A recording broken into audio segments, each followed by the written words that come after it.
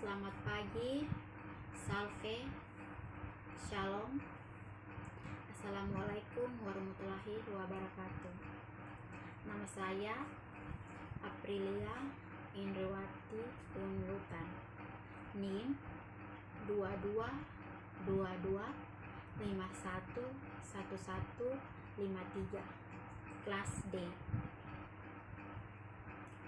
Di sini saya akan mempresentasikan yang kedua, metodologi penelitian sosiologi menggunakan kualitatif. Penelitian kualitatif secara sederhana dapat dipahami sebagai jenis penelitian yang temuan-temuannya tidak diperoleh melalui prosedur statistik dan lebih pada bagaimana peneliti memahami dan menafsirkan makna peristiwa, interaksi, maupun tingkah subjek dalam situasi tertentu menurut penelitinya. Menurut beberapa para ahli,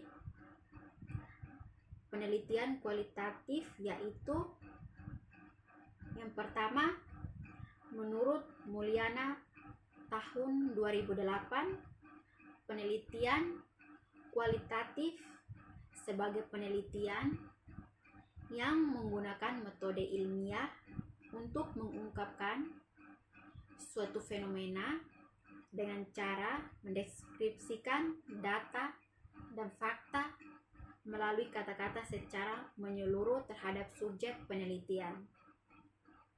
Artinya bahwa pendekatan kualitatif merupakan pendekatan untuk membangun pernyataan pengetahuan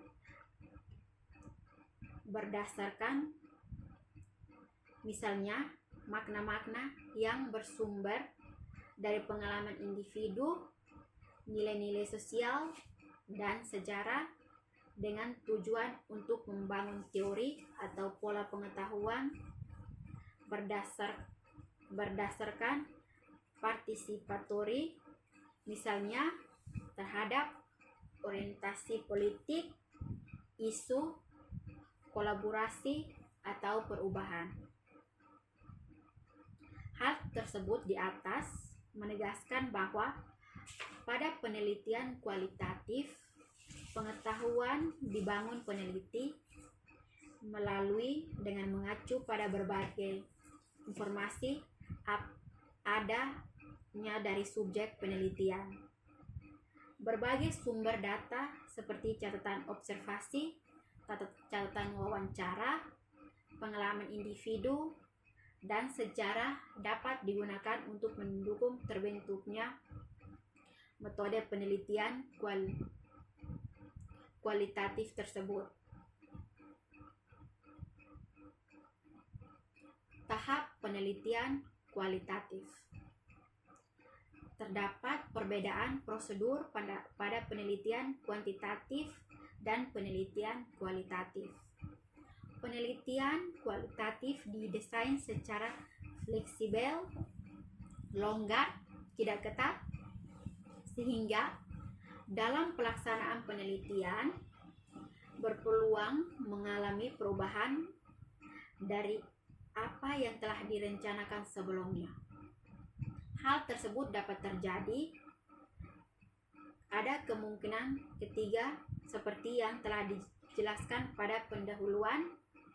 Jika apa yang direncanakan ternyata tidak sesuai dengan apa yang dijumpai di lapangan, sehingga peneliti harus mengubah total proposal atau judul penelitian.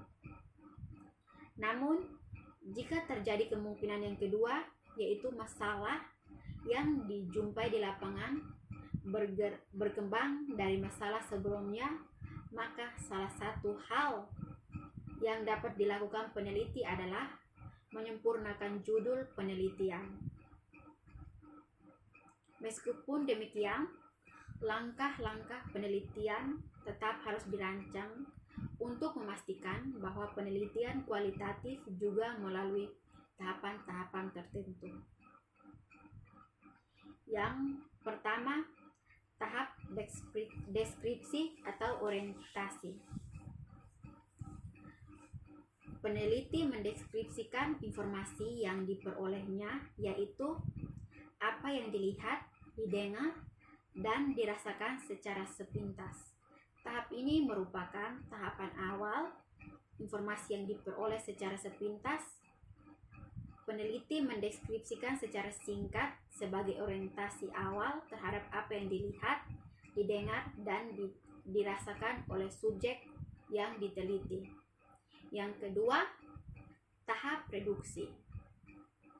Peneliti melakukan proses reduksi informasi, segala informasi yang diperoleh pada tahap deskripsi atau orientasi untuk difokuskan pada masalah tertentu. Yang ketiga, tahap seleksi. Peneliti menguraikan masalah sebagai fokus yang telah ditetapkan menjadi lebih rinci, kemudian melakukan analisis secara mendalam tentang fokus masalah tersebut. Hal ini yang diperoleh adalah berupa tema-tema diskonstruksi berdasarkan data yang diperoleh dari lapangan menjadi suatu pengetahuan atau bahkan teori baru. Hasil dari penelitian kualitatif dapat juga dijadikan hipotesis untuk penelitian kuantitatif pada penelitian selanjutnya. 3 tahapan tersebut di atas dijabarkan secara spesifik ke dalam 7 langkah penelitian kualitatif. Yang pertama, penelitian etnografi. Penelitian etnografi merupakan suatu penelitian yang berfokus pada makna sosiologi budaya tertentu. Data penelitian etnografi dapat diperoleh melalui observasi lapangan tertutup dari suatu fenomena sosiologi kultural. Fokus penelitian etnografi dapat berupa unsur geografis, pekerjaan, pengangguran, sosial budaya masyarakat, dan bahkan ada pula peneliti dari bidang ilmu matematika mengembangkan dalam penelitian etomatematika. Penelitian etomatematika merupakan penelitian bercorak etnografi yang mengangkat kearifan lokal berunsur matematika. Metode pengumpulan data yang dapat digunakan dalam penelitian etnografi adalah wawancara, observasi, dan dokumentasi. Instrumen yang digunakan adalah lembar wawancara, lembar observasi, tape recorder, atau video recorder. Instrumen wawancara harus memenuhi kriteria valid, dapat mengukur apa yang hendak diukur. Sebelum digunakan untuk mengambil data penelitian, ada 3 jenis data yang diperoleh dari instrumen tersebut. Di atas adalah data kutipan uraian dan kutipan dokumen yang menghasilkan produk uraian naratif. Yang kedua, penelitian teori dasar. Penelitian teori dasar ini menggunakan suatu set produser yang sistematik untuk mengembangkan suatu teori yang disusun secara induktif tentang suatu fenomena tertentu. Penelitian teori dasar biasanya dimulai dari suatu pernyataan yang masih kabur dan akhirnya menghasilkan teori yang dikumpulkan dari berbagai sumber data. Jadi tujuan teori dasar adalah untuk membangun teori yang dapat dipercaya dan memperjelas sebuah fenomena tertentu Dengan kata lain, teori dasar bertujuan untuk memperjelas sebuah fenomena dalam bentuk rumusan teori. Yang ketiga, penelitian tindakan. Penelitian tindakan adalah penelitian yang di dalamnya terdapat kegiatan atau perbuatan perbaikan sesuatu di mana perencanaan, pelaksanaan, dan evaluasinya dikerjakan secara sistematik hingga validitas dan rehabilitasnya menjangkau tingkatan riset. Yang keempat, penelitian dan pengembangan.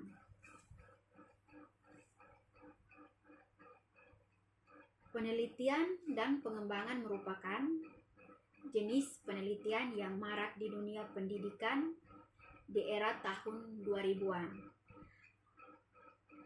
Pengembangan perangkat pembelajaran, pengembangan model pembelajaran dengan menggunakan metode kualitatif seperti cara menguji teori dan praktik yang terus-menerus dilakukan secara esensial dan menggunakan analisis metodik pada prosedur dan teknik-teknik yang digunakan.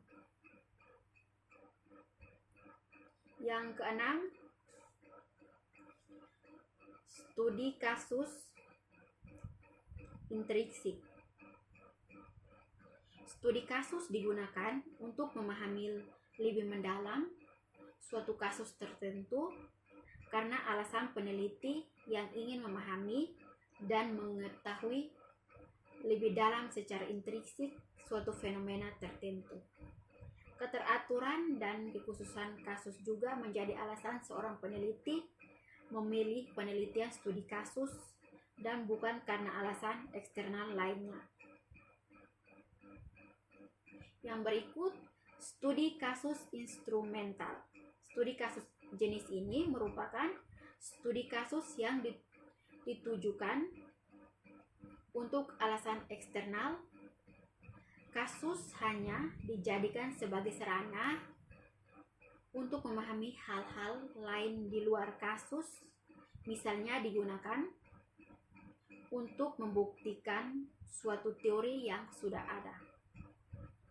Jadi studi kasus eksternal ini bukan untuk mengetahui hakikat dari suatu kasus, namun lebih pada sebagai sarana untuk mengetahui hal lainnya.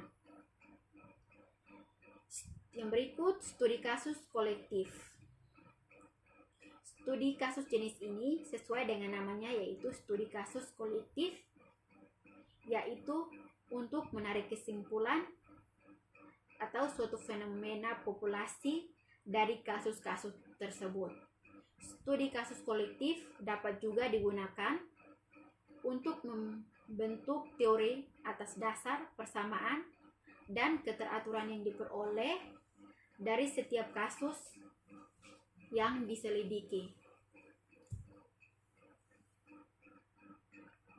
Penelitian biografi. Penelitian biografi tepatnya adalah merupakan sebuah studi yang ditujukan kepada seorang individu. Peneliti akan menuliskan tentang perjalanan kehidupan seseorang atas permintaan individu tersebut atau peneliti tersebut.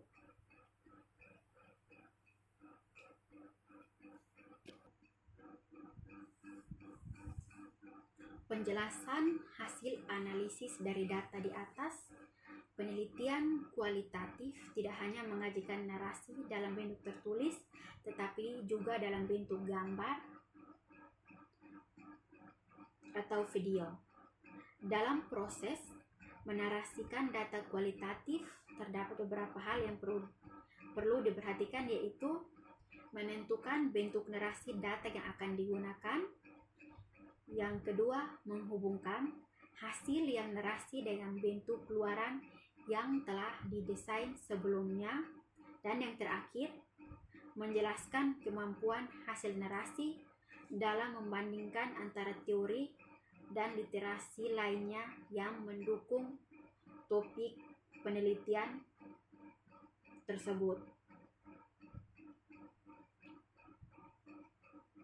Sekian dan terima kasih dari hasil presentasi saya.